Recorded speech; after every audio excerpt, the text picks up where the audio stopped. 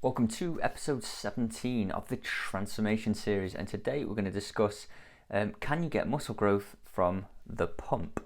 So what is the pump? So the pump is sort of twofold things, and it's that swelling sensation in a muscle after a session. So it happens on two levels. Firstly, you've got the outer cellular level where blood flows into the muscle, and because the muscle is being contracted, it can flow in quicker than it can escape. So the actual muscle fills with blood, and that causes a swelling. The other side of it is on a cell basis. So what happens is you've got byproducts flowing in. So you've got lactic acid, you've got water flowing into the cell of a muscle, and that is obviously going to put pressure on the outer wall of that cell. In response to this, the cell will then actually sort of thicken the wall to stop it bursting.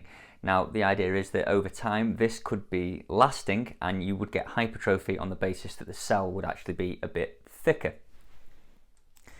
So how do you actually get the pump? Well, typically it will be higher rep activity. However, there does need to be a good, what we call peak contraction. So when the muscle is at full extension, say, the contraction force needs to be very, very high.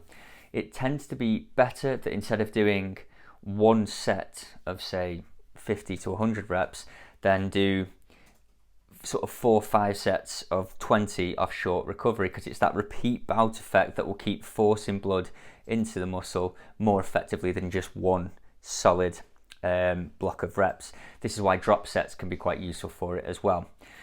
However, if you want to sort of get the most out of your muscle growth, we need to focus on mechanical tension, so the weight that we lift. So we do want to make sure there's some heavy loading. So this is where a very heavy top set could be very useful.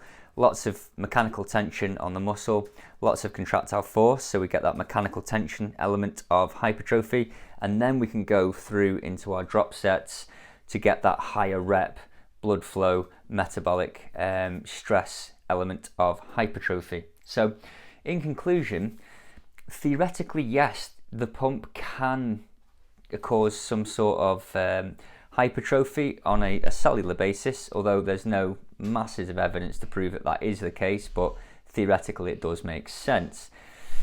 The key, guys, is always focus on mechanical tension, weight lifted, progressive overload, more work over time, and use the pump at the end of the session if you like the feeling of it.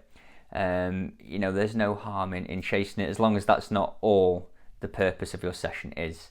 So if you've got any questions, guys, please don't hesitate to drop a comment below or give me a message, and I'll get right back to you. Have a great day, guys, and I will see you tomorrow.